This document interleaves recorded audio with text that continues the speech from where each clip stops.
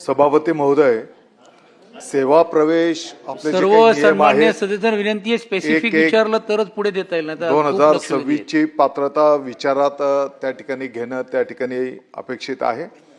आणि तथापि सुप्रीम कोर्टचं जे काही जजमेंट आलंय त्या जजमेंट आल्याच्या नंतरच टीईटी आणि पदोन्नती याचा संबंध त्या ठिकाणी आलेला आहे.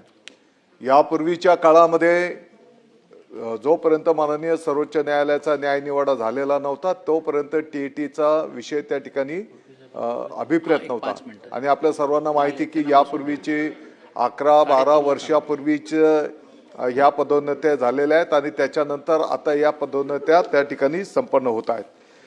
दुसरं सीटीईटीच्या बाबत मध्ये प्रकरण न्यायप्रविष्ट झाल्याच्या नंतर त्याबाबत शासनाचं अवगत करण्यात आलंय आणि 20/2/2026च्या पत्रानुसार घेतलेली भूमिका न्यायप्रविष्ट यापूर्वीच जी काही भूमिका आपण न्यायालयात घेतलेली होती आणि म्हणून त्या भूमिकेला आपल्याला त्या ठिकाणी स्टिकअप राहावं लागलंय.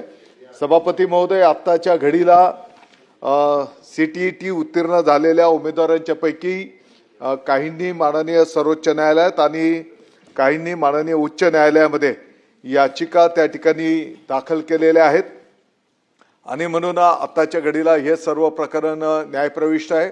माननीय न्यायालय जो काही न्याय निवाडा करेल त्याप्रमाणे विभाग त्याची अंमलबजावणी करेल. अभ्यंकरजी